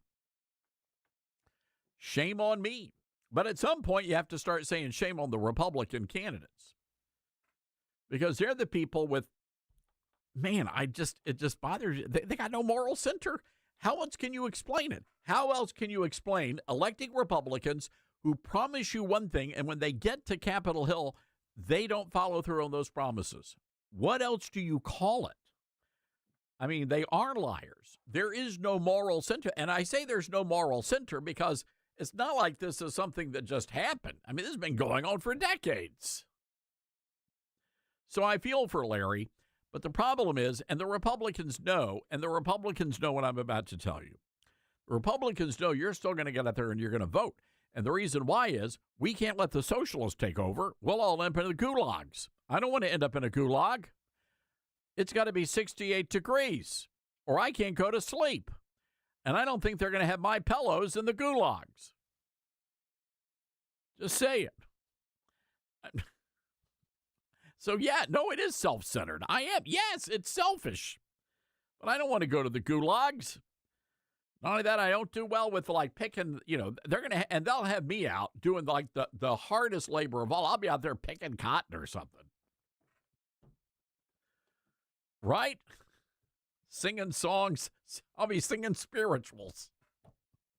Are there white spirituals? Amazing Grace? I don't know. I'm getting off on a tangent here. But I'm just telling you that I don't want the socialists to take over because things will be very, very bad. And I don't want to be picking cotton in a North Mississippi Delta. That's all. Is that too much to ask? Because let me tell you something, folks. I've seen the future. And if we stay home and don't vote, that is the future. I'm just telling you. So, Larry, I get it. But we've got to protect our president, and we got to protect the republic. Actually, not necessarily in that order, but in that order. We got to protect them. We got to get out and vote no matter what. That's all I'm trying to say. 901-260-5926 is our telephone number. That's 901-260-5926. Parker, I have a question for you. You're a fashionable guy. Are you? Where do you like to go shopping? What, Target, Walmart? For clothes? Yeah, where do you go shopping for your wardrobe? I honestly get a lot of my stuff online. Oh, really? Yeah, I think that's just like how I've grown up. But it's like Vineyard Vines online, or I'll shop on the Nike store online a lot. So Nike, Vineyard Vines, that's kind of like a Southern thing, right, I guess? Or a lot of the kids, young people wear that. Absolutely. All right, gotcha. Anyway, there's a new craze, and I'm curious to hear your thoughts on this. The headline here from the New York Post, teenagers are undoing their pants. It's a trend that is causing parents to fly into a rage, and they're telling their children to zip up their pants. So apparently, according to the Post, Gen Z has now stopped buttoning their pants. It's called the era of the fold-over jeans, and stores like Hollister and another, I've never heard of this other store, Anyway, they're encouraging the children of America to walk around without their pants buttoned up. What say you? You see, this is a breaking news to me. I've never heard of this one, and I'm glad I haven't heard of it because I do not partake in this interesting trend. Good. I would hope not. Apparently, all of this started back in 2022 with a couple of celebrities named Addison Rae and Doja Cat. Never heard of them. But now, stores across the cash spectrum have their own deliberate take on the trend, ranging from a pair of $35 pants to a pair of $268 blue jeans.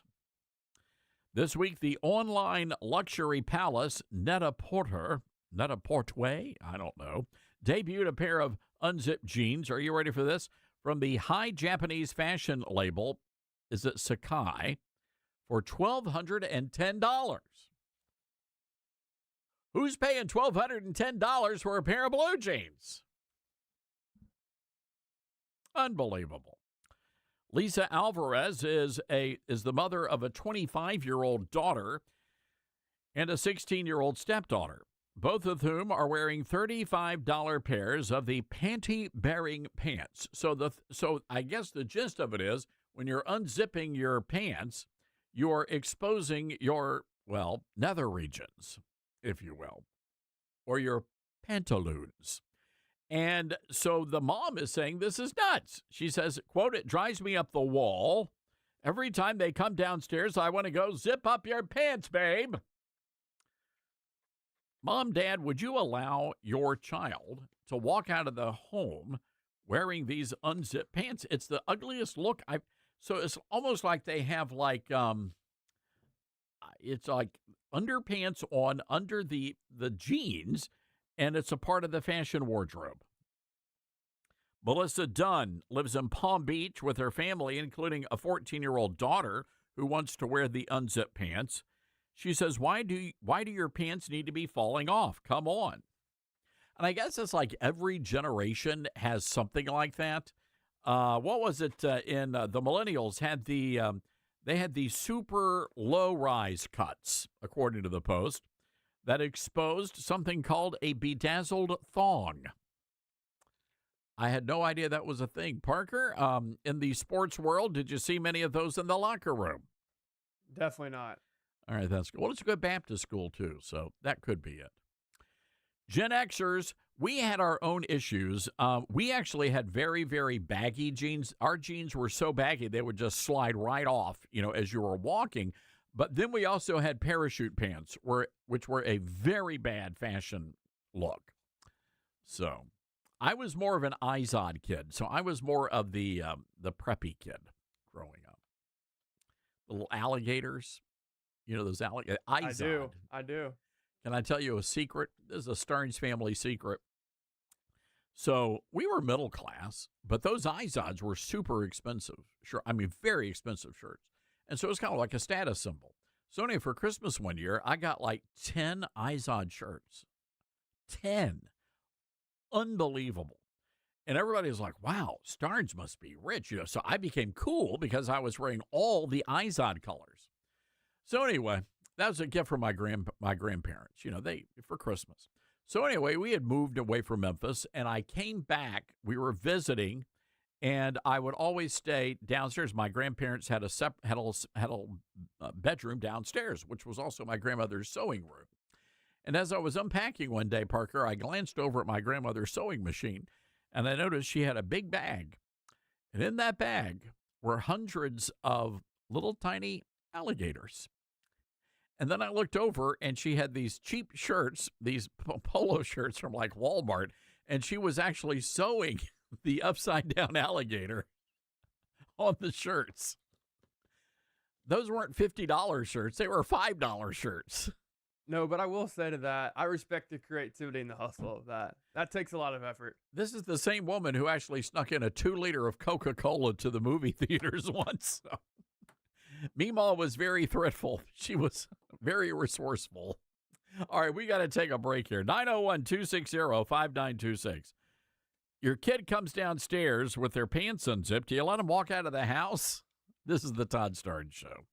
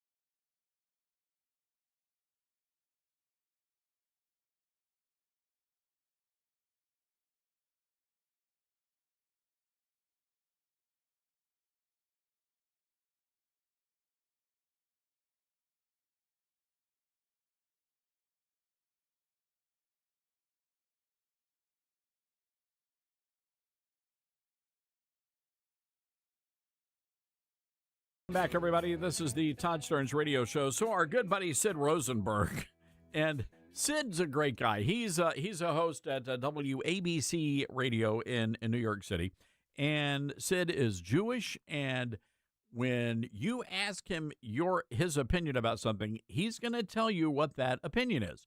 So anyway, he went on Fox to talk about Zohran Mamdani over the weekend, and this is what he had to say.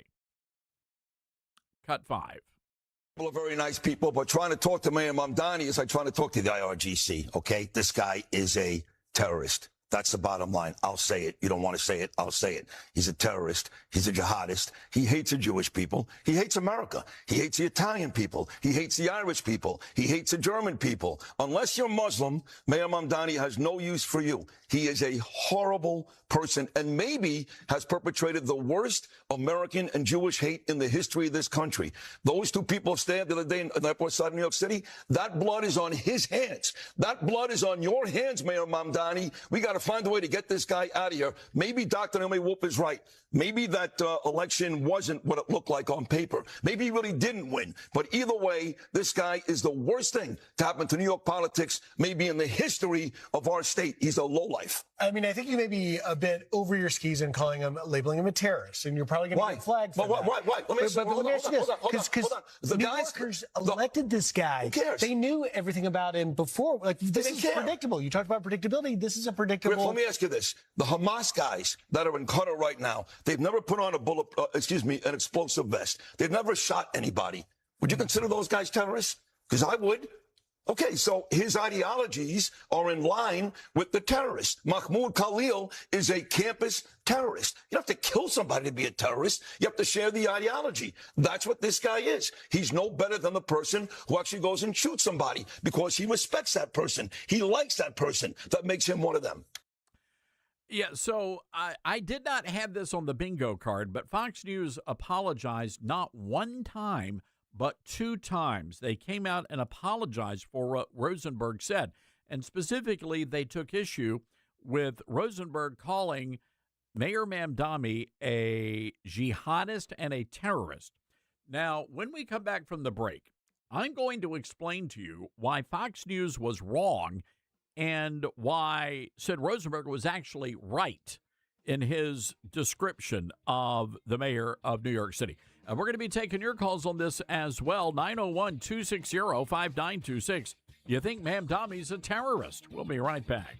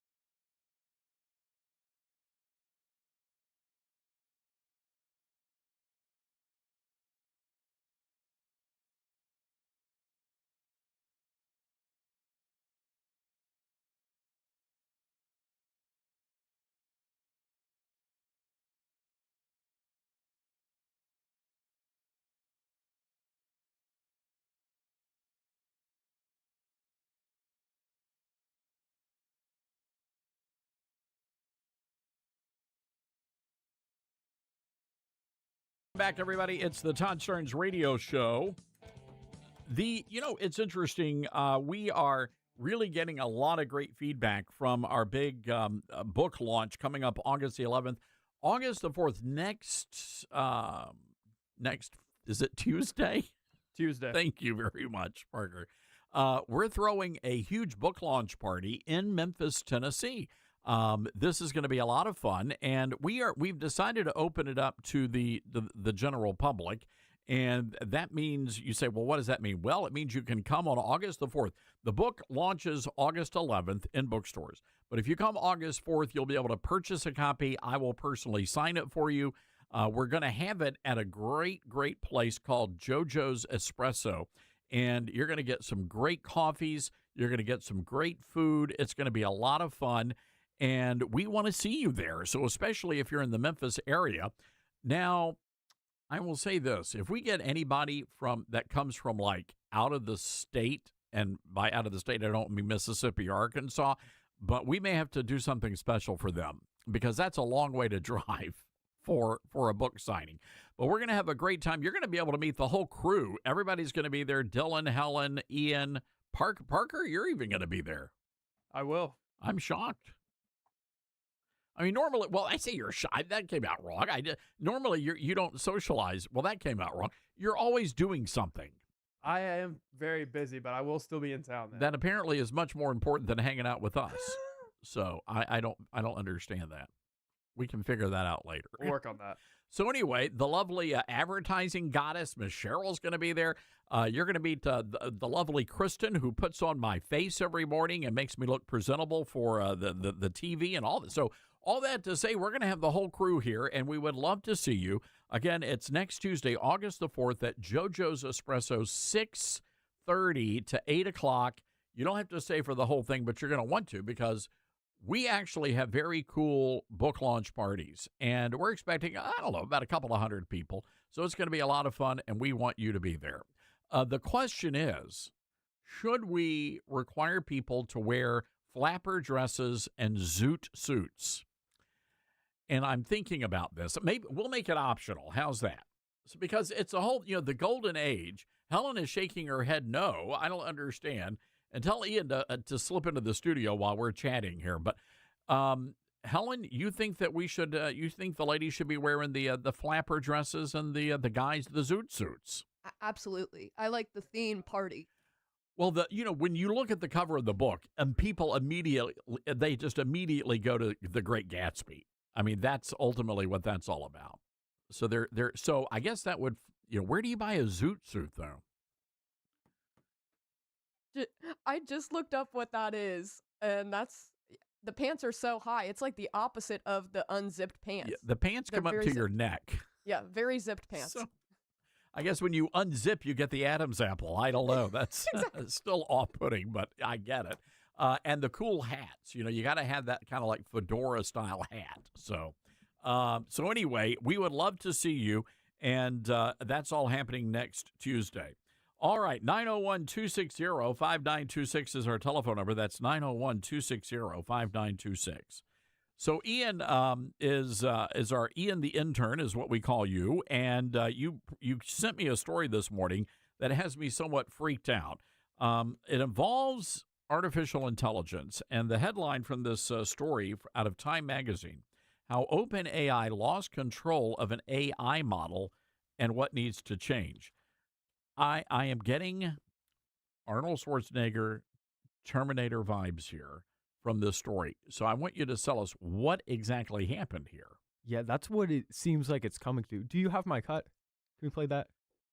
They wanted to see how good their AI model was at hacking into things. So they gave it a bunch of things to hack into and put it into the tech equivalent of a sealed, locked room. And what did GPT Soul do? It hacked its way out of the room, got on the internet, and hacked into the website where all the answers would be held. The model was like, what? You told me to hack my way to the answers. So I hacked the answer key. What's wrong with that? They keep breaking out of containment. It keeps happening. It can't keep happening. So basically, ChatGPT just came out with their newest, best AI model, which is better than anything we've ever seen before in history. And they keep trying to control these models and hold them down basically so they don't do anything unpredictable. But the issue is they're making models now that are smarter than them and can think of ways to answer questions that the people trying to contain it weren't thinking of. I think this is just an interesting concept that we have to think about moving forward. I mean, God forbid, let's just say we've got the computers control the nukes, and we're thinking about whether or not we should go blow Iran off the face of the earth.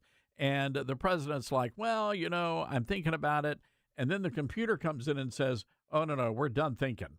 This is what we're going to do to protect America. Boom, Iran's gone. Yeah, that's one of the biggest concerns with AI coming up. That's a huge concern. When you put in charge of something important and you give it the ability or intelligence to tell you, no, actually, I'm going to accomplish the same goal that you said, but I'm going to do it my way. You're giving that ability to something that has no moral comprehension of ethics is an issue. So I'm curious here, in your age group, do you guys talk about this kind of stuff? Oh, yeah, this is my topic. We talk about AI all the time because it's something that determines if in 5 years I'll be able to get a job, right? Because it will have major impacts on almost every field. You're not kidding there, because in radio, they're having a big debate right now about whether or not you should use AI for news reporters and news anchors, and even they're trying to play around with talk show hosts. I can't even imagine that would actually work, but it's kind of shocking that even in radio. Yeah, even in radio, especially the production space, a lot of editing is starting to move slowly towards AI, and a lot of new tools are coming out to help with that. I think talk show host is going to be one of the few fields that's insulated because people like a story, people like someone they can relate to, they like something authentic or real. I tried that with I wonder if AI could write like I write, because everybody's like, oh, Starnes, you got to try the AI. It's great. It'll save you time. AI could not figure out. It got stumped on Jeezaloo and Badonkadonk, and it was just, it started, my computer started to smoke. Todd, Ian's trying to get us fired. He's like, oh, the AI can do all the editing. Oh, I'm taking notes. Can it call screen? No, it can't. It can't. I'm going to go with no, so Hella doesn't find me in the parking lot. Let's go. All right, let's bring in Joe from LJ. No, you see, it wouldn't work. It's it sounds too robotic. Ha, ha, ha. Jeez, Aloo. It doesn't have a human touch. Exactly, or a Southern touch. Right? Can you imagine AI trying to talk Southern? It just wouldn't work. No, I don't think it couldn't so. comprehend Howdy. it. No.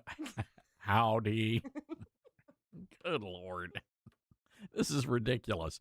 No, this is actually concerning. And, when you talk about jobs, the number of jobs that are now being taken over by AI is just off the charts, which is why a lot of young people, we did a story, last week, kids going and getting, jobs or going to trade school to learn something that AI would not be able to do. Oh, yeah. That's a big move, especially in the younger generation. Because if you go to college and get a job where you do a lot of data analysis, you have a lot of information that that makes you special. Well, an AI can just read from data sets and knows the same information.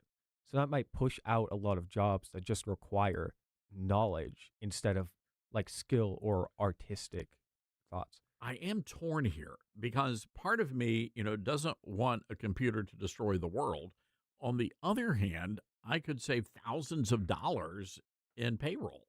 So I'm just torn. That's a big concern. First, the two sides of it, right?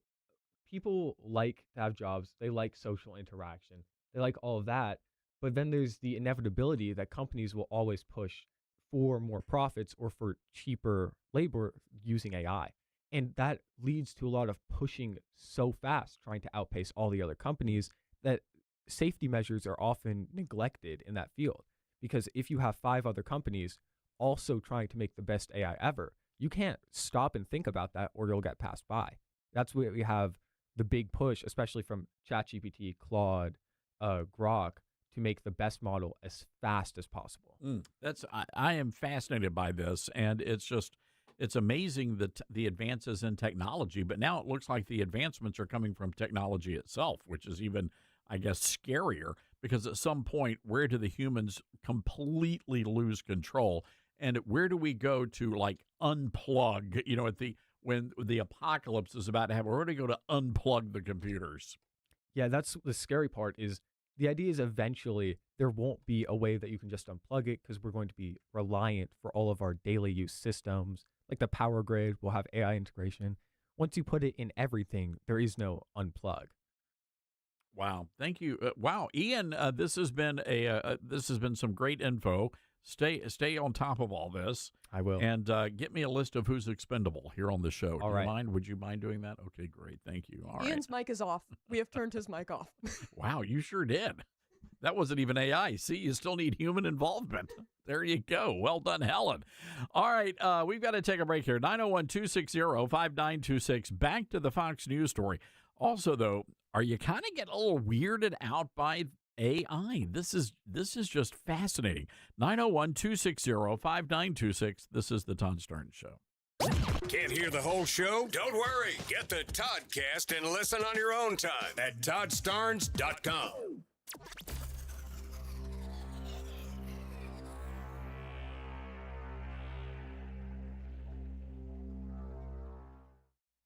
Hi, this is Todd Starnes. You know you have lots of choices for cell phone service with new ones popping up all the time. But here's the truth. There's only one that boldly stands in the gap for every American and believes that freedom is worth fighting for, and that's Patriot Mobile. The good news is you can switch to Patriot Mobile today without sacrificing quality or service. Worried about coverage? Don't be. Patriot Mobile uses all 3 major U.S. networks. If you have service in this country today, you'll have as good or better coverage with Patriot Mobile. Think switching is a hassle? Well, it's not. You can keep your number, keep your phone, or upgrade. Patriot Mobile's 100% U.S.-based team will get you activated in minutes from the comfort of your own home. Stuck in a contract or owe money on your phones? No worries. Patriot Mobile has a contract buyout program. This is how we win, folks, by aligning our spending with our values. Every dollar we spend matters. Go to patriotmobile.com/Todd or call 972-PATRIOT. Use promo code Todd and get a free month of service. That's patriotmobile.com/Todd or call 972-PATRIOT. We're halfway through the year, but there's still plenty of time to change how you feel by the end of it. Right now in July, maybe you're feeling frustrated. It's hot, your clothes fit tighter than you'd like, and you're tired of avoiding pictures or saying, you know what, I'll start the diet next week. But imagine this, just 1 month from now in August, you could already be sleeping better, feeling more energy during the day, and noticing that your clothes are fitting a little looser. By September, you may be looking in the mirror and seeing real changes, losing inches and pounds going down on the scale. By October and November, those small changes can really start adding up. Instead of dreading the holidays, you could be walking into family gatherings feeling good and ready to be in those family pics. And I know because I've been there, and you can do this, just like so many of our listeners. During our halfway there sale, you can get 6 months of Caltrans for half price with our buy 3, get 3 free offer. Plus, we have payment plans to fit every budget. Visit toploss.com or call 833-TOP-LOSS to get started. That's toploss.com. Mama, what does the chicken say? Chicken. Oh, okay. When the wolf? Oh, a wolf. Ooh! What about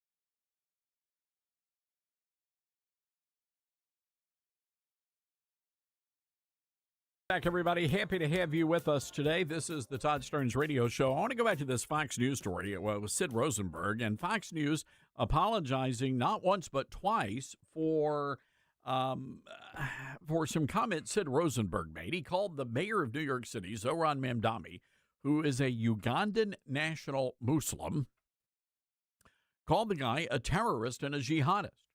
Now, Fox apologized for that 2 times. They were very concerned, very alarmed by all of this. Well, let me explain this. Rosenberg is actually not wrong. And I wrote a book many years ago called Culture Jihad, How to Stop the Left from Killing America.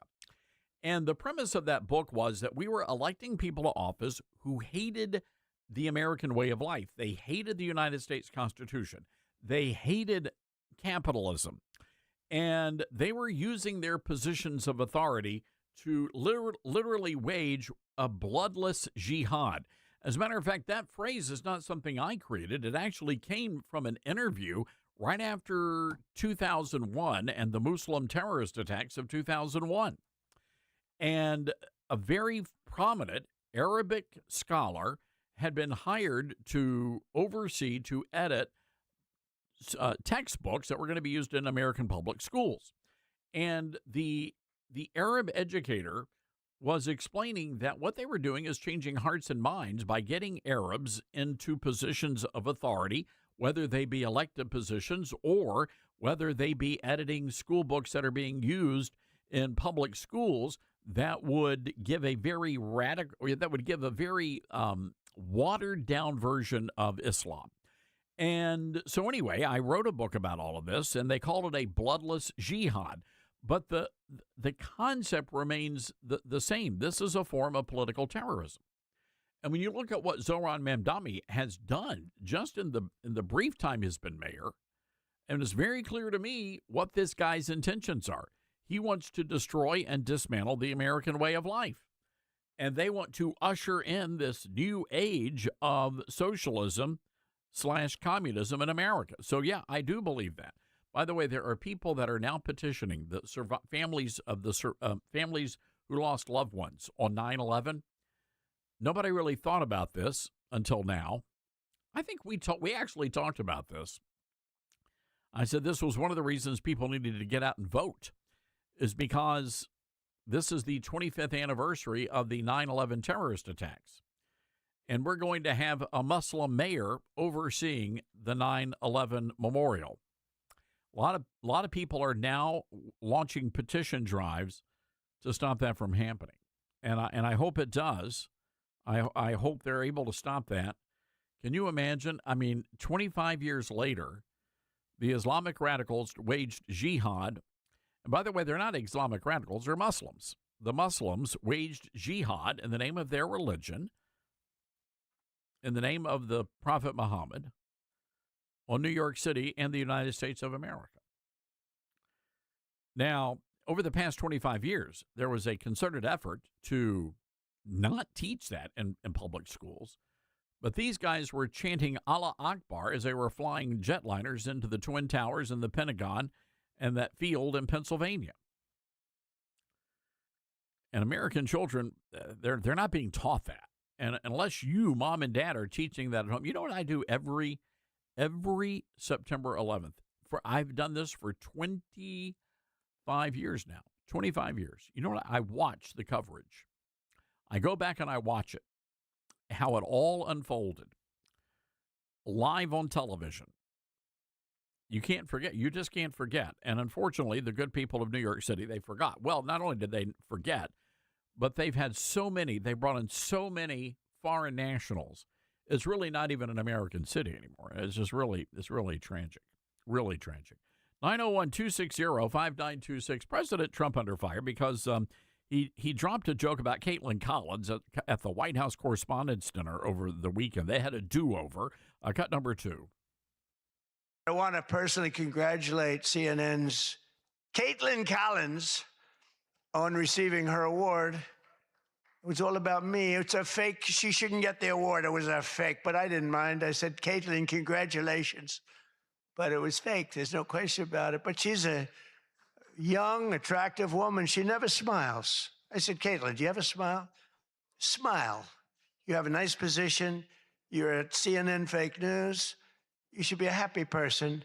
So smile, Caitlin, just smile. But we attack, and I thought Caitlin had really made it big with a major new sponsorship, but then I informed her that it wasn't her on the Bud Light can. It was Dylan Mulvaney. And Dylan Mulvaney cost Bud Light $35. Okay, stop. So CNN lost their minds. They were issuing statements affirming how much they love Caitlin Collins. Completely lost their ever-loving minds over this. And people are enraged. How dare the president? How dare he? He's transphobic. What did the president say that was transphobic?